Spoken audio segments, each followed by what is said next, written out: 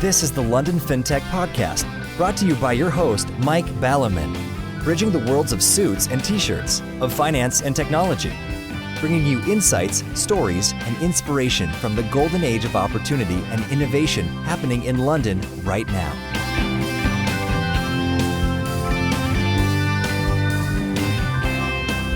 Hi, this is Mike Ballerman, and this is the London FinTech Podcast, episode 216, brought to you in association with Smart and the enlistedboard.com. And I'm delighted to be joined today by Barr Blanton, CEO of Crosslake Technologies, whose strapline is, quotes, private equity and management team's trusted advisor for technology, unquotes, to discuss due diligence. Amazingly, we still keep coming across topics, even though the LFP is now in its 9th year, that we haven't actually thrashed to death already. Due diligence is a topic that few of you out there may have come across, but it's an absolutely vital one to know about, not least of which, as the most common case, is that VCs, or PEs for that matter, funding offers are always dependent on due diligence, rather like you offering to buy a house, but this is conditional on having a good survey first. There is a parallel here with another funding phase change, that of IPOing. As we've heard in prior LFPs on how to IPO, brackets, and if you ever want to look up a topic on the London FinTech Podcast, go to the website, there's an episode page, and just find on that page. So if you want to find IPOs, just search for IPOs and you'll find the old ones. Unsurprisingly, the companies who get themselves in shape well ahead of deciding to IPO fare best. The same applies to due diligence. Yet, the realpolitik in the busy life of startups, scale-ups and IPOing companies and busy founders is that plenty of fintechs and other techs for that matter leave the, shall we say, internal tidying up of the office to roughly the day before the inspector comes round, leading to, unsurprisingly, a suboptimal experience. But anyway, that's the context. What actually is due diligence? Although I say few of you have had to deal with it, perhaps, I'm sure most of you are aware of the phrase, but if this was an exam question that you were asked to sit down on, even if you could give a 1 to 5 minute answer, could you actually give a 1 hour answer? I certainly couldn't. How does it work? And how should you, if you find yourselves approaching one yourself or your company, best prepare for it? Plenty to talk about, so let's get on with the show. Good morning, Barr. Thank you for joining me on the show today. It's a pleasure, Mike. Thanks for having me. And so, in terms of kicking things off, you're somewhere in America where I'm not that clued up on the weather, but I assume the weather is a lot better than when we are here, although it's quite mild. But you're also saying that in previous incarnations, you've lived in plenty of countries of the world. So maybe you get your globe out and spin it around and give us a bit of a flavour for what the sort of highlights and lowlights were. And of course, just if you want a word of advice, I'd recommend saying that where you are now is a highlight rather than a lowlight. It definitely is a highlight. I come to you today from sunny Charlotte, North Carolina in the U.S., where it's a beautiful fall day here. So we're getting a protracted fall and trying to enjoy every minute of it. But yes, I have been a bit of a nomad. Maybe I can't stay in one place too long, but yeah, I've done stints in Southeast Asia. I've done stints in Dubai, Perth, Sydney. So certainly bounced around a lot. Certainly a lot for a country boy from the state of Kentucky, where not many people have traveled as much. So I've had a great fortune of bouncing around a little bit and seen a lot of great places. They're all highlights in their own route. So it's been a fun journey and a very fortunate career. And which countries in Southeast Asia? I spent most of my time in the Philippines, in Manila, but have certainly traveled extensively throughout the region. Yes, I remember my first far-off trip long time ago when I hadn't ventured far afield, and I was off to visit my then girlfriend from college who was spending some time in Japan teaching English, and it was via the Philippines. And it was immensely scary in that I flew to Manila, and I'd never been somewhere so far away, and I arrived in Manila, went through the sort of check-in, and this is, decades ago, and this is basically 40 years ago. I walked down to the airport wheeling my suitcase, was immediately assaulted by 3 gentlemen, all of whom grabbed the suitcase and said, you're coming with us. And it was pouring down with rain, at which point all the lights failed and gunshots appeared. So this was my first experience decades ago as a youngster in terms of the faraway places about which I'd barely heard of and knew even little, which was incredibly scary, actually. And going back to algorithms, we'll talk a little bit about technology and due diligence in a second. But I just intuitively trusted the guy with the jacket, so I went with the guy with the jacket. Well, Manila can be a chaotically beautiful place. I spent a good bit of time there, and it's full of a lot of energy, but most importantly, some really, really wonderful people. But it is a big, big, chaotic city at times. So I very much enjoyed my time there. When the lights go out and it's in the pouring rain and it's your first sort of trip abroad as a kid. The rainstorms can be intense. Anyway, it was so freaking out. This chap did take me to the hotel, I'm very glad to say. And when I got there, I shoved a chair under the handle, promptly went to sleep. Next morning, of course, you wake up. And I've had lesser experiences, but there have been some similar ones in Phnom Penh, turning up late at night. It's been a bit freaky. Anyway, the usual thing, you have a good night's sleep, you wake up the next morning and it seems perfectly normal there. Yeah. I had time before the flight to Tokyo to go on a little coach tour, which is very unlike me these days. But anyway, and it's beautiful because we drove around this coach tour and we saw in particular the American Cemetery. Yes. Which was just a fantastic vista. I say this is decades ago, so there's much less sort of development than there is now. And yes, it was really nice, but never been there since, actually. It is a beautiful part of the city. It's obviously tragic as into its existence, but it's a beautiful cemetery. It's one of the largest military cemeteries, if I remember correctly, at least American military cemeteries outside the U.S. So it's a beautiful city, and I really enjoyed it. We also, stints in Dubai, Perth, and Sydney, they all had their own little bit of flavor and journey, but very glad to be what is now back home in North Carolina and with my family here. So it's been a good journey. Yes, we were walking around a churchyard the other weekend, and it was an ancient church in this country, centuries and centuries, over 1,000 years old.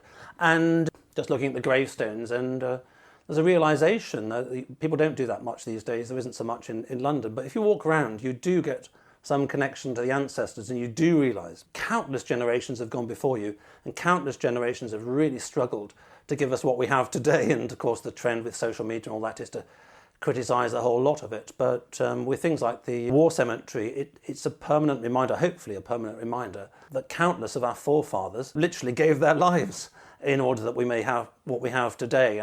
But anyway, so what was it career-wise that led you to go around the world? I assume it wasn't busking, or was it a more sophisticated version of busking, perhaps? I started my career in a bit of the corporate world, which took me on early phases of that journey. But for many years, I was at the advisory firm McKinsey & Company, where I was a partner for many years. And I kind of sat at the intersection of our private equity and transformation practices, which was the root of a lot of the international journey, at least. Ended up being the managing partner for a brief stint in the Carolinas office here in Charlotte, North Carolina, before moving over to Cross Lake about 2 years ago. Oh, excellent. Yes, I've heard of McKinsey. I think they're quite good at doing what they do, from what I know, quite well connected. So what was it then that led you from having a very pucker job at a very pucker firm, who presumably pay you as well as letting you work in different places around the world, that led you one day to wake up and say, oh, I know what, I'll go and join Crosslake and be chief executive around there? What was it that led you to your new career, new direction? Yeah, it was an opportunity I simply couldn't pass up. I can't say enough wonderful things about my experience at the firm, or McKinsey as it's known.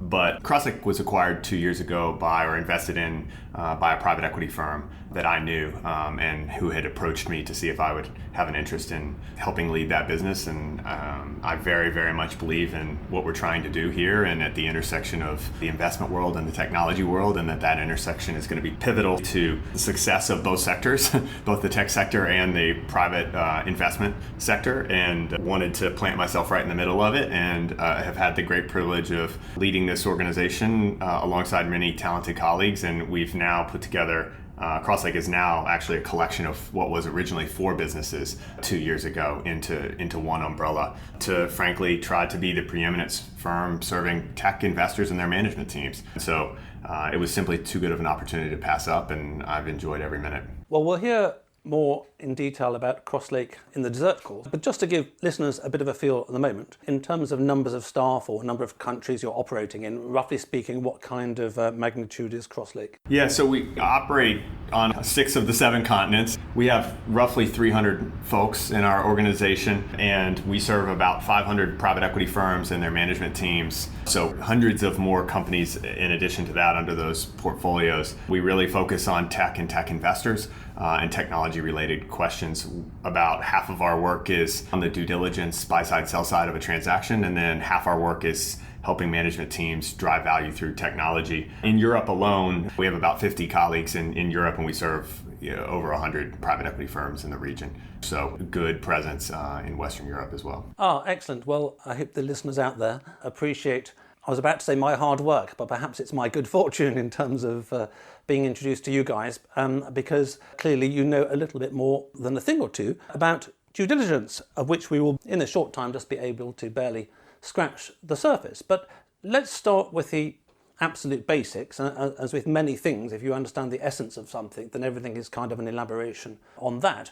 As I said in the introduction, I doubt there's a listener out there that hasn't heard the phrase due diligence. Equally, I imagine that actually quite a small percentage of the listeners have been through a process of due diligence. I myself have never been through a process of due diligence. Going back to my merchant banking days, corporate finance were always doing due diligence on something or other, and one of my favourite due diligences was when we floated Gazprom, and somebody was sent out from us along with PricewaterhouseCoopers to go to Russia and pretty literally actually I think, count the oil wells the Gazprom had, and they never came back. We never saw them in the company again, so we literally don't actually know what happened to them. So what actually is due diligence from the perspective of a professional that knows all about it, or as much as is possible to know about it? How would you define due diligence? I think at its simplest level, it's a prospective investor's attempt to pragmatically understand the risk and the value that they're trying to backstop.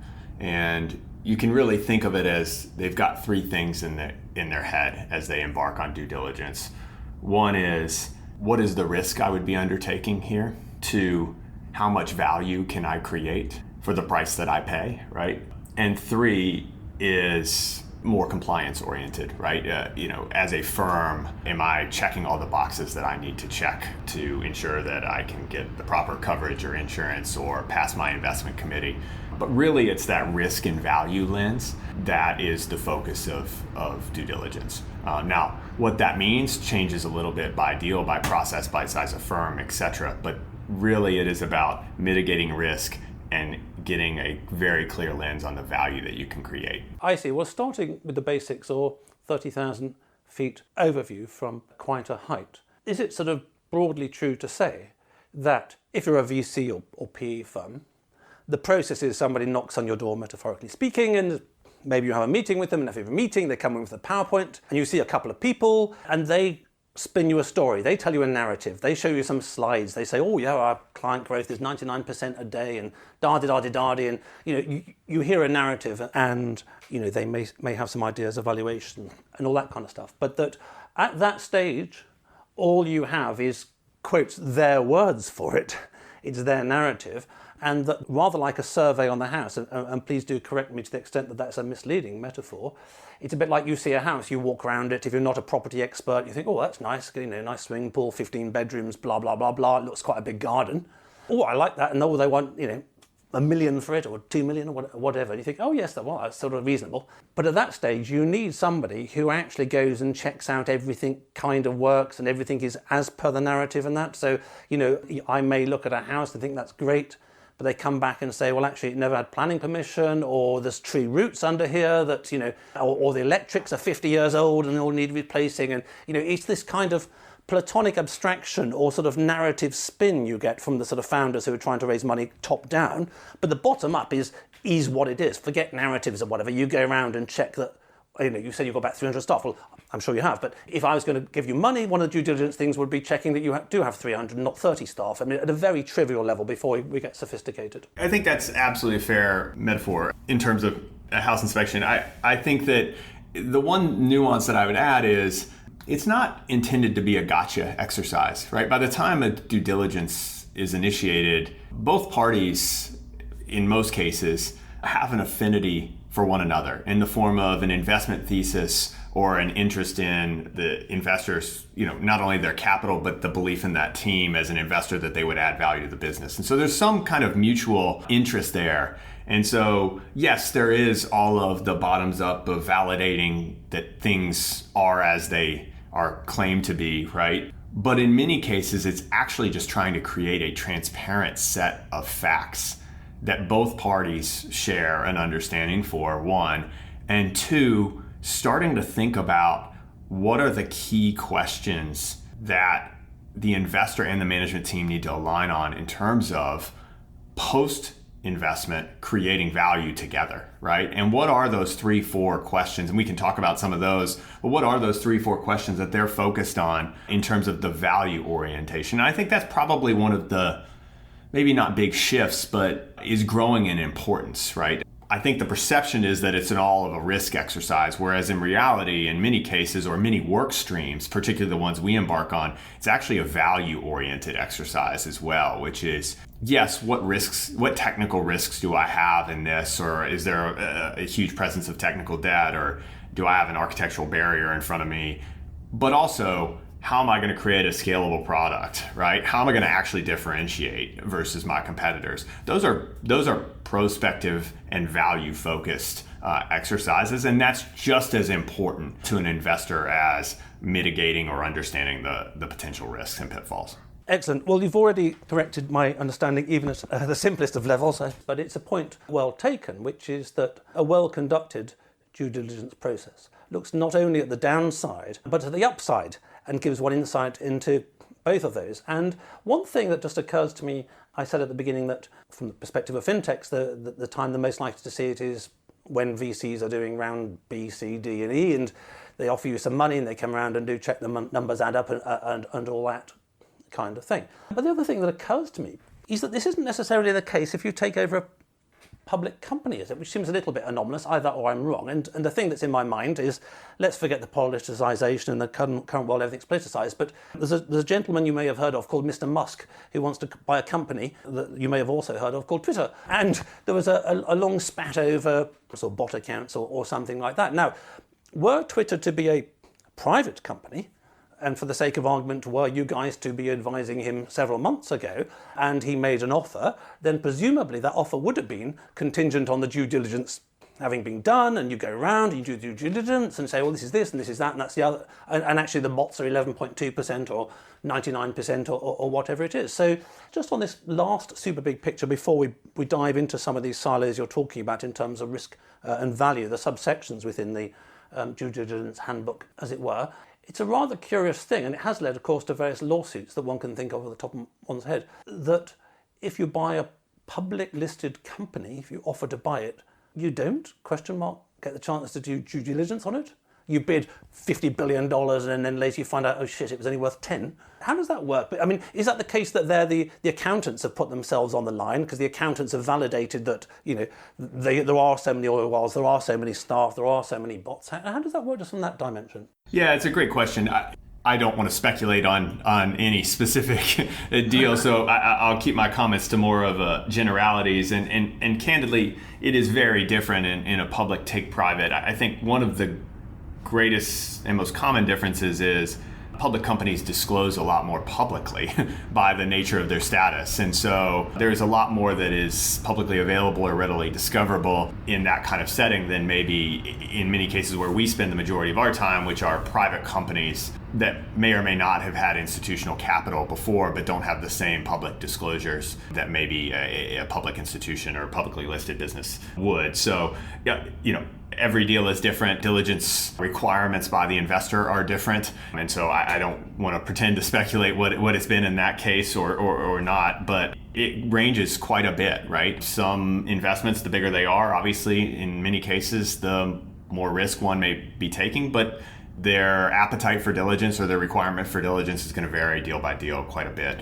Once again, I think it comes back to that risk and value equation. And then a public take private, they're just starting from a very different place. I think if I do go back to your house analogy on the value side of it, one other point to draw out, which is if you were a property investor, how would you think about it, right? You're not only thinking about the risks, you're thinking about how are you going to make money on this property. And so you start to think about, could you add on square meters to the house? How can you upgrade the house, etc. Because unless you just plan to live there for the rest of your time and let the market dictate the journey, you're actually trying to figure out how to create value by owning the house. And therefore, you're going to look at ways to improve that house. And investors in businesses are no different. They want to understand the downside very, very well, but they're also already thinking about how they create the upside. Excellent. Well, in terms of the takeaway from the super big picture then, I think the one thing I'm getting from that is that depending on the particular context, and contexts are always varying, you may get a certain degree of due diligence, a greater or lesser. All due diligences are not the same. There isn't one standard kind of process. There isn't one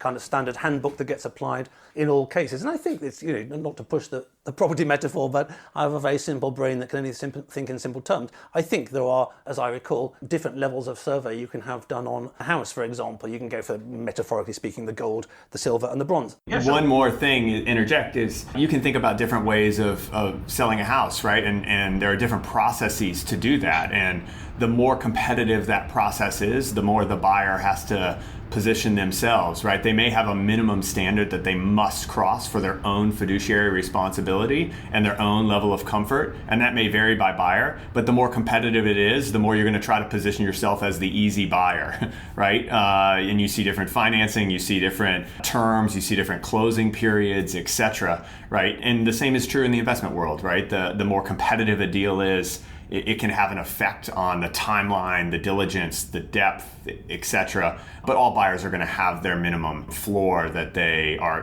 unwilling to proceed forward unless they meet, and that's their own internal threshold. Excellent. Okay, so coming down to 3,000-foot level, having said that all due diligences are not the same, if you are going to due diligence something tomorrow, you're presumably at the highest level in your contents book of the people below you who go and due diligence things, have a bunch of chapters, as you say, risk, value, tech, blah, blah, blah, blah. So what are the major chapters? I mean, you mentioned sort of the risk and the value, but there's also the question of checking out the finances, the legals, the commercials, the technical. I mean, it's as complex as you want to make it. But just again, to enable a listener to have a more refined understanding of the due diligence, what are the main sections of the project, as it were? Let's say you've got sort of a team on each of them. How many sort of sub-teams will you have within the overall team to look at different strands within the business? Let's just call it on a median deal you do. Let's forget about the variation. There are some bigger or some smaller. Correct. Yeah. So typically there are probably 5 or 6 work streams. So financial, which would be classically referred to as kind of the Q of E, which is the quality of earnings. Legal,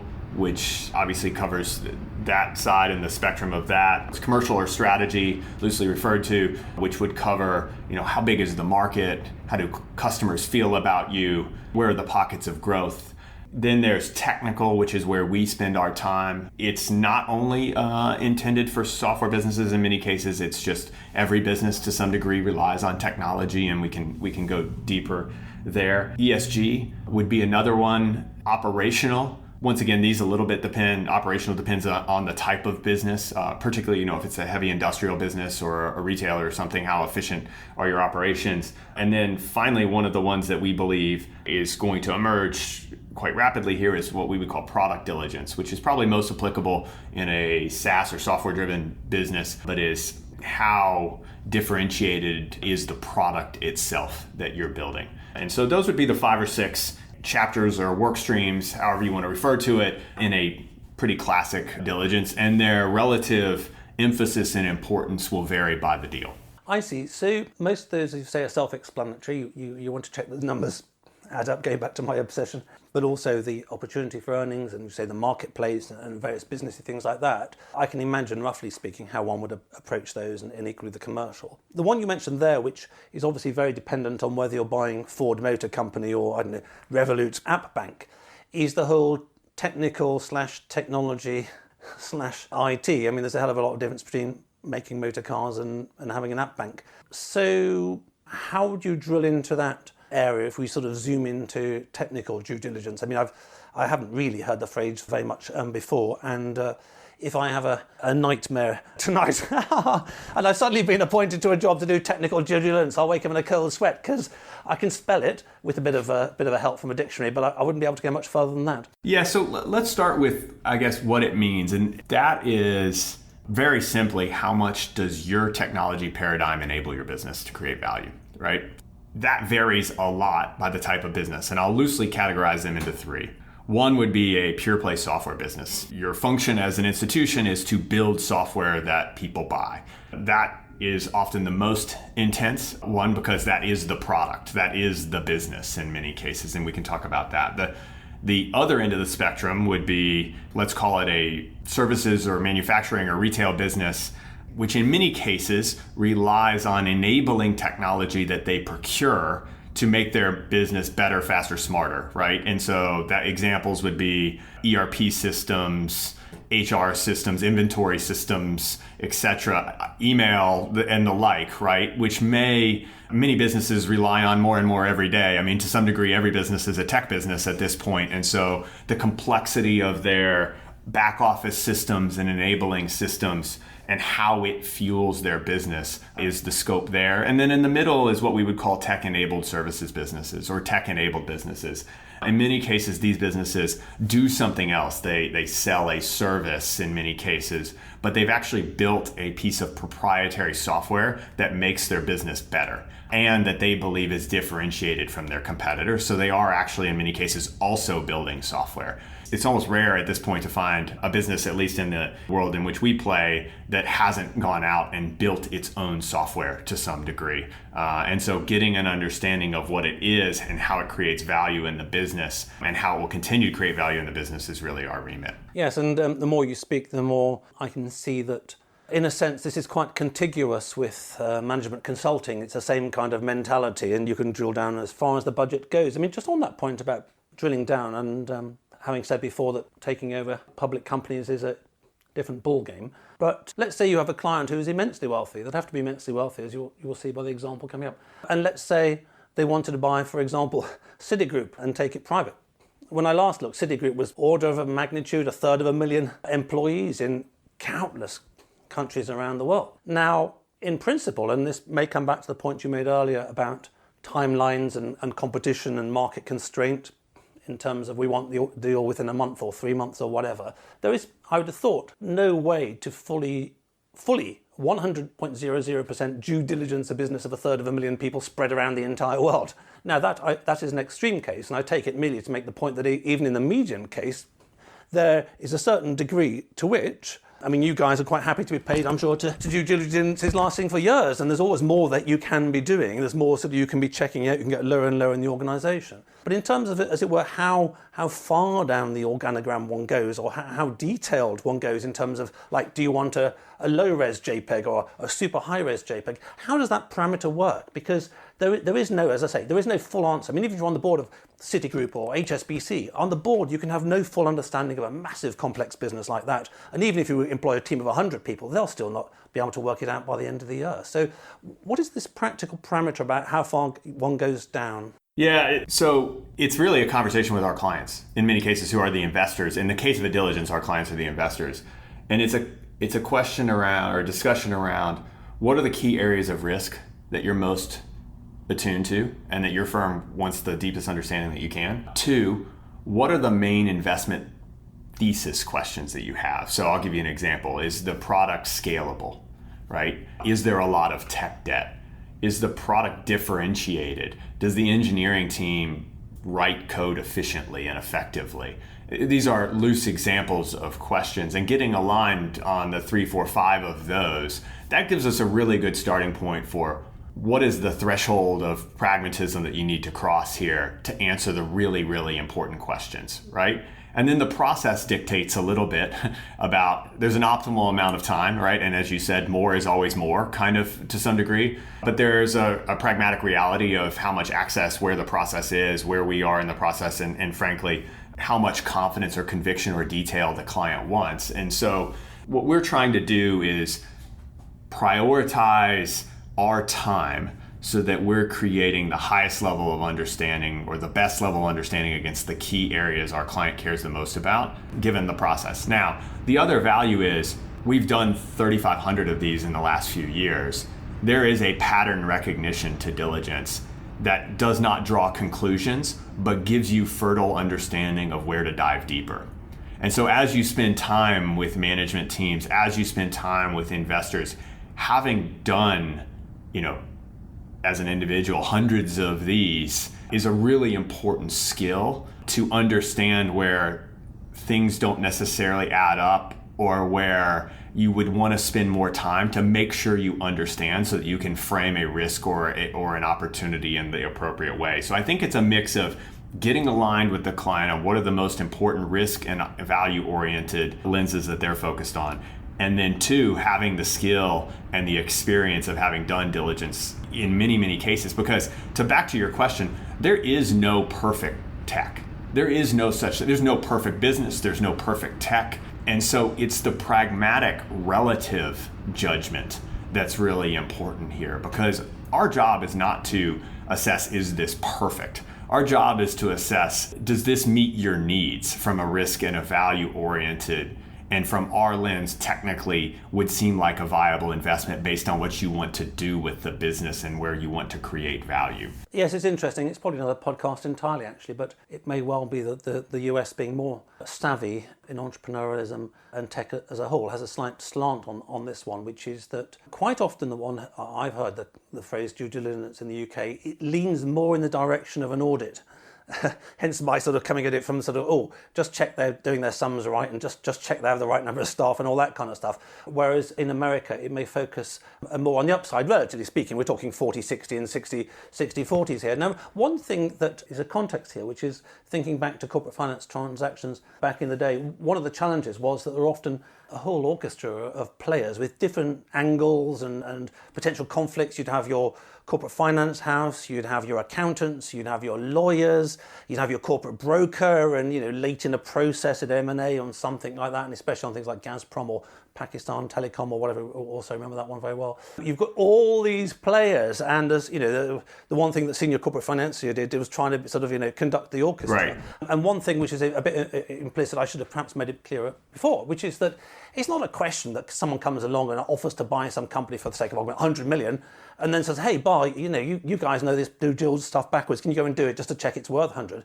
No. There'll be a whole team, whole process, perhaps corporate financiers, perhaps in-house analysts or whatever, who in the first place will have thought of buying Citigroup, metaphorically speaking, or whoever, and you come along later when they've already, in principle, got a desire to do something. Is that true? And if so, is there a dynamic between the kind of initiating team whose quotes idea it is, we decided to buy this, and you guys who are coming along completely from fresh, out of the blue, going, well, actually, okay, I'll just sort of see what this looks like? Absolutely. But I would start by saying every deal is a snowflake, and therefore every process is a bit of a snowflake. And so the sequence, which you're alluding to, yes, in almost all cases, the investor and the management team of the potential investment have gotten to know each other before we or any other provider would enter the equation. So there's a familiarity there. As to how investors sequence work, different firms approach it differently, different deals approach it differently. And in some cases, you're right, they spend more of the time up front ensuring that from a financials perspective, the I's are dotted and the T's are crossed, and that there's no major legal or compliance red flags. And then they bring in more of the commercial and technical or operational advisors. In other cases, we have clients that bring us in from the very beginning, right? Which is this product scalable? Is it differentiated? Is it defensible? Is this a unique piece of technology that we would want to bet on? And then we'll figure out if everything else is okay. And so different firms have different lenses on what they consider the sequence or the stage gates of the process. And in some cases, the process dictates, or the business dictates, that it kind of all runs in parallel. And yes, that can be a lot. These are often somewhat compressed exercises. They are often somewhat intense exercises. But I think when done well, they are both coordinated in sequence and coordinated amongst work streams or chapters. Excellent. Okay, well, just wrapping up, as I teased the listeners at the beginning, for those of them that are undergoing due diligence now or may in the future, or at least it can stick in their mind if in the future they're going across one thought, oh, hang on, what was Barr saying on London FinTech podcast 5 years ago? They can check it out. I did suggest that, like most things in life, if you think about it beforehand, it tends to be a bit better than sort of thinking about it the night before. But at a slightly more sophisticated level perhaps than that, what is your essential high-level nuggets of recommendation to founders or businesses who might be undergoing a due diligence process in the next year or two? What's the one or two things they should be remembering that you said in a year or two's time? Yeah, I think one is early, just as you alluded to. So thinking about it a year or two in advance, when in many cases we work with management teams 1 to 2 years out to think about what are the questions that a buy-side advisor may ask of them. I think the second thing is put yourself in an investor's shoes. What would you want to know about your business? And starting to think about some of the documentation and materials that might be relevant to that equation. In a technical or technology sense, that might be architectural diagrams, product roadmaps, the like, right? So I think starting to get some of those together in almost a pre-data room-like construct, thinking about it from a buyer's lens is incredibly helpful. And then there's various approaches in terms of getting your broader team engaged, right? And there's certainly sensitivities to that, and different management teams take different approaches, but the earlier you can get the broader team involved, usually the better, because you're having them think in the same lens that you are about how to ready the business. And so those would probably be the three things that I would really encourage. And then the last is obviously reach out to advisors in the space. They're always happy to just have a conversation of what are the 5 questions that clients are most likely to ask, and therefore how do you get ready? And that varies a little bit by business and by strategy, but it is a rapid process. It is a unique process, but when prepared right, it actually can be a really engaging and insightful process that's more focused on the prospective value that it's your chance to shine in some ways, right? It's your chance to tell your story about the next chapter of your business. And I think when firms approach it that way, it can be a really engaging process as well. Excellent. Well, time's flown by, and I've got a very helpful takeaway from that, which is if anybody asks me about this in the future, then I will suggest that they have a conversation with people who, like yourselves, who are experts in this, because speaking to an expert can often be helpful. And just in terms of the reality of the last 10 years of being in London, startups or growth companies or ones doing rounds and all that kind of stuff, generally when I've met the founder and tomorrow or next week the due diligence team are coming in, it's been, oh shit, the due diligence lots are turning up tomorrow. Better tidy the office up kind of stuff and get the sweeper out and all this kind of thing. So it's been much more like, oh my God, I've got to go to the dentist tomorrow, than, hey, tomorrow's a great day, I'm going to have great fun. So yes, having someone to help through that process will be invaluable, I'm sure. So before I wrap up the show, I'd like to thank all you listeners out there, my brand partners of the podcast. Smart is transforming pensions and retirement worldwide. Their leading-edge retirement tech platform propelled them to success in the UK. Now they're operating on 4 continents and working with partners like Zurich and JP Morgan. Find out more at www.smart.co. Then listedboard.com, your guide to entrepreneurial governance and how you can start making your board an engine of growth today. Right. So, Barr, as I said, time has flown by. It's a fascinating topic. I've learned a lot, which is always good. So if I learn something, I'm sure the audience does too. And you've mentioned Crosslake once or twice and what you do, but maybe just for the avoidance of doubt, you can tell the listeners what products and services you provide and which of them should check you out tomorrow or even today, and that you're obviously a great firm, and what do you need to make you even bigger and better next year than you are now. Perfect. Well, appreciate it and appreciate you having me. Crosslake is a technology advisory and solutions firm. We specialize in private equity or investment world and their management teams. We have the great privilege of serving hundreds of private equity firms and have conducted thousands of diligence efforts and hundreds of value creation efforts, working side by side with companies to really deliver on their technology aspirations. And we focus a lot of our time in functional areas such as product management, cybersecurity, architecture, organizational transformation, and the like. The other great joy for me in my role is that I get to work alongside an incredible group of practitioners that are comprised of only been there, done that technologists, people who've sat in the seats of CTOs, of CISOs, of chief architects, and it is an incredible privilege to watch them work alongside our clients in their most critical moments. It's that blend of the investor view and the management view that we believe is special about Crosslake. And if we can ever be of service to anyone on your show or the like, please don't hesitate to reach out for us just for a chat. We can best be reached at info@crosslaketech.com, or you can visit our website at www.crosslaketech.com and just click connect. And we look forward to the opportunity to connect and serve. Excellent. And in terms of making you bigger and better next year, is there anything you'd particularly like to come your way in 2023? We love working alongside and being a place for great technologists to practice their craft. in the most seminal moments. And so for people who've had long careers in technology and are passionate about seeing some of the world's best and maybe worst technology, we are looking to grow our team and to grow our team in Europe aggressively. And so would encourage those to reach out who may be interested and to have a chat. Great. Well, that's been a fascinating conversation. I've got a much more balanced perspective on due diligence, and as I say, I'll certainly advise people in the future who've got this upcoming to not just pre-prepare, but prepare by speaking to somebody who really know what they're doing, and your knowledge shines forth, and it's a phenomenal number of due deals you have done. So I wish you and Crosslake every success in the future. It's been an absolute pleasure. Thank you so much for having us. Thanks for listening. If you're in need of a non-executive or advisory director with deep expertise, experience and contacts in the worlds of both traditional FS and fintech, or unique insight into how to make your board an engine of growth today, contact me at mike@mikeballiman.com. If you just need one-off advice in these areas, via clarity.fm/mikeballiman. We could sit in a bender all day, watching the firelight dance, watching the firelight dance. We could walk in the mountains before dawn, watching a happy moon ride, watching a happy moon ride.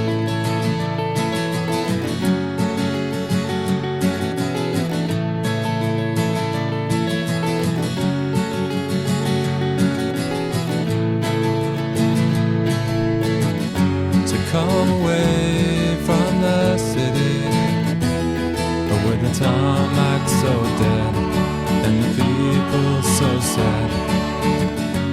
Come away from the city, with the faces so grey, with the pain of the everyday.